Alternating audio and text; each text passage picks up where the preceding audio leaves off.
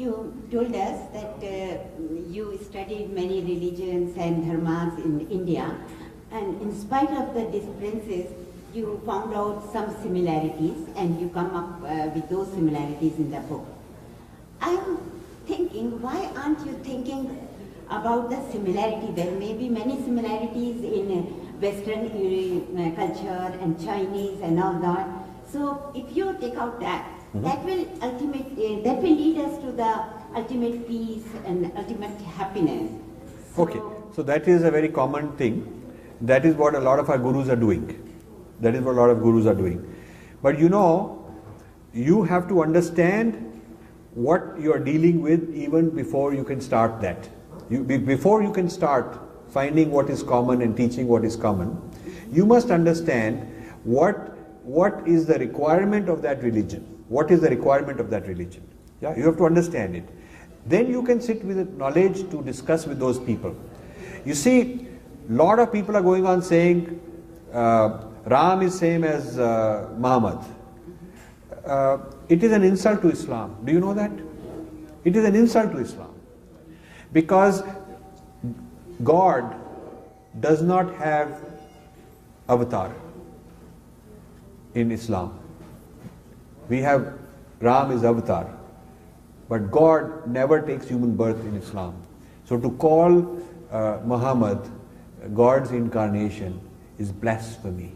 So आप लोग बोलते जाए सब सेम है, अपने आप को खुश कर सकते हैं, but you are insulting the other person. You follow? You must first understand वो क्यों कह रहे हैं ऐसे. You must understand them. Not they are right or wrong, but you must understand what they are saying. Islam में you cannot worship Muhammad. It is blasphemy. It is idol worship. Never say Muhammad is sacred. He is not. No Muslim will tell you that. Ask him, do you worship Muhammad? They'll say, no, we can only worship Allah.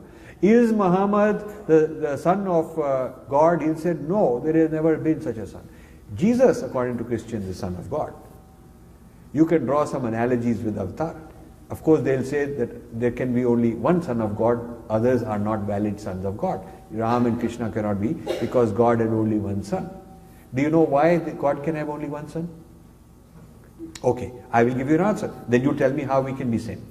God, first of all, Adam and Eve का नाम सुना होगा आपने. Adam and Eve ने कुछ ऐसा कर्म किया which is called original sin. Original sin, और God ने उसको कर्स दिया कि all the children, all your offspring, आपके बच्चे, बच्चों के बच्चे, बच्चों के forever and ever will be condemned. उनको श्राप दिया. उसको कहा कि they will all be born sinners. जन्म से ही they will be sinners. मतलब वो कर्स दिया उनको. कर्स तो आप समझते हैं ना. हाँ? तो गॉड ने एडम एंड ईव को कर्स दिया कि तुमने ऐसा काम किया है, इसके बाद इसका नतीजा ये है कि फॉरएवर आपके सारे बच्चे फॉरएवर ह्यूमन रेस में जितने भी आपके पैदा होंगे उनको जब they will be born Sinner, जब जन्म ही हुआ they will be born Sinners. तो ये तो बहुत ही बड़ी बात होगी. तो फिर गॉड को बहुत दुख हुआ कि ये क्या बात होगी है, and God wanted to help. So बात ऐसी है कि कोई इंसान तो हेल्प कर नहीं सकता, क्योंकि वो जो इंसान हेल्प करने वाला है वो खुद ही सिनर है, खुद ही बॉर्न सिनर है. आप बॉर्न सिनर हैं तो आप मेरे को कैसे हेल्प कर सकते हैं? हाँ? अब वो गॉड का प्रॉब्लम हो गया. अब गॉड कहता है मैं किसी पैगंबर को, किसी भी प्रॉफिट को अपनी इंस्ट्रक्शंस दूं, लेकिन वो प्रॉफिट भी तो एडम एंड ईव का ही ऑफस्प्रिंग है, तो इसका मतलब वो भी बॉर्न सिनर है. जैसे भी मैं उसको कह दूं वो लोगों को कैसे सेव कर सकता है? ही हैज हिमसेल्फ सिनर, वो भी सिनर है. तो फिर गॉड ने ये कहा कि सपोज आई टेक बर्थ, मैं अपने बेटा बन के आऊं, आई सेंड माई सन. तो फिर उसकी चर्चा हुई कि वो भी बॉर्न सिनर होगा अनलेस वर्जिन बर्थ हो.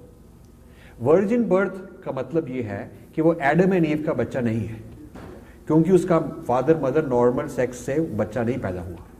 उसकी मदर ह्यूमन बीइंग है पर उसका फादर गॉड है, इसलिए वो एडम एंड ईव का बच्चा नहीं है. समझ के बात?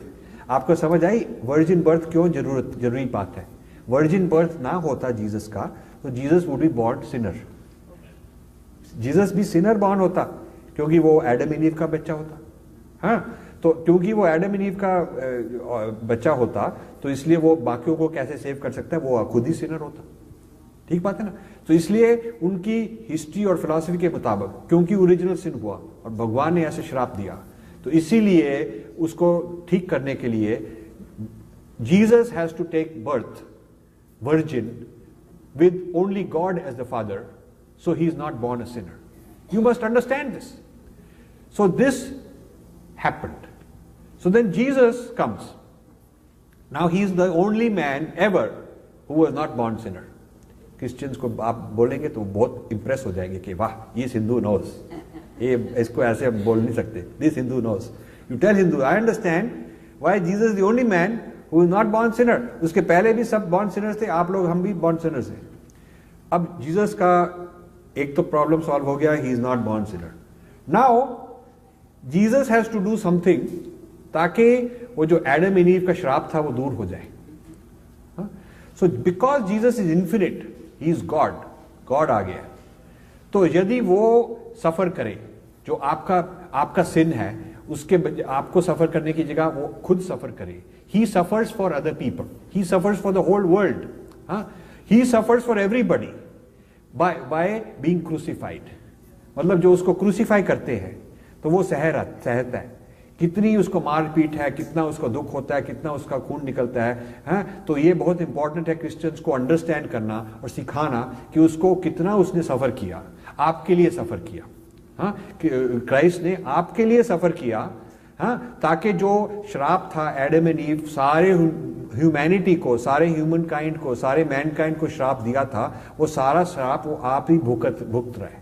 वो क्योंकि भुगत रहा है, he will suffer for on your behalf. उसको कहते हैं सब्स्टिट्यूशनल अटोनमेंट. मतलब कि I will suffer on your behalf.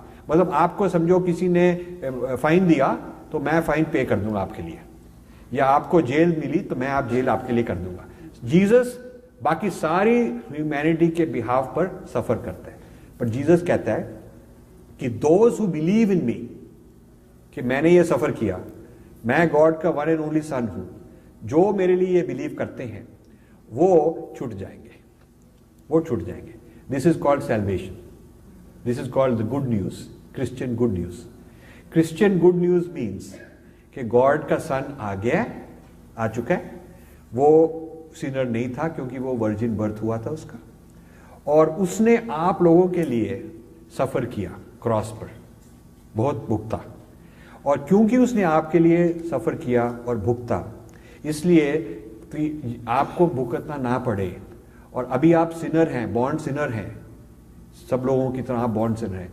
यदि आप क्रिश्चियन बन जाएं और कहें कि Jesus was the one and only son of God, he was born of mother Mary as a virgin birth, he suffered and died on the cross. यदि आप उसको मान ले, वो उसको नाइसीन क्रीड कहते हैं ये बात.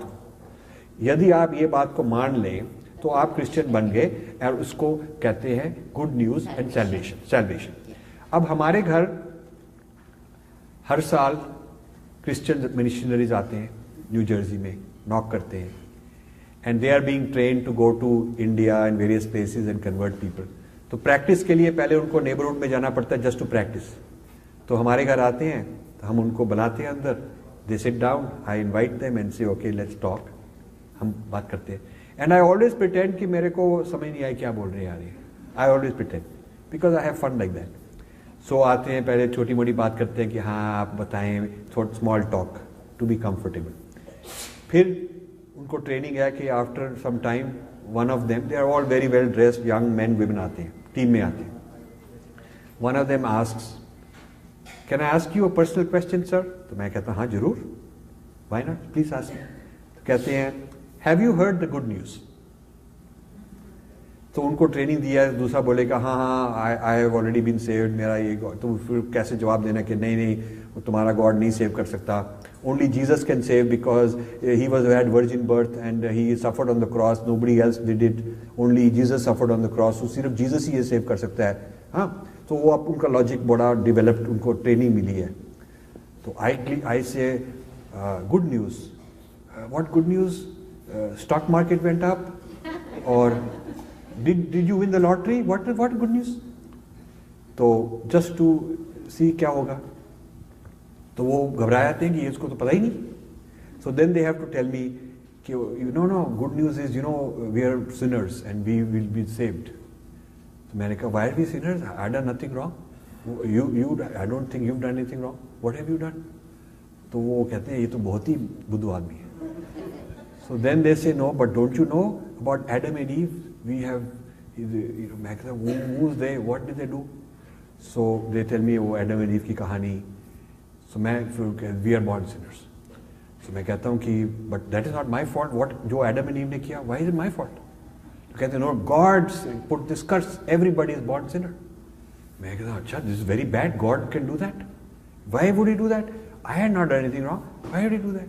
मैं उनको बहस करता हूँ बड़े प्यार से. तो they keep wondering, how to fix this guy. He's pretty thick-skinned, So then I ask them, have you heard the Hindu good news? And they say, उनको ऐसी बात कभी nobody has asked, So they all look at each other. Hindu good news? No. What is Hindu good news? मैं कहता हूँ Hindu good news is there is no original sin. We are all originally divine. We are all originally divine. हाँ, मतलब हम original Sinner नहीं हैं, हम originally divine हैं, which is so different. How can you say it's same? If you are original sinner तो आपको problem है जिसका सोल्यूशन वो दे सकते हैं. आप ओरिजिनली डिवाइन हैं, आपका वो प्रॉब्लम नहीं है. आपका प्रॉब्लम है अपने आप को पहचानना, अपने आप को पहचानना, अपने अंदर जाके वो खोज करना और एनलाइटन करना, अपने आप में जो सच्चिदानंद है वो प्राप्त करना.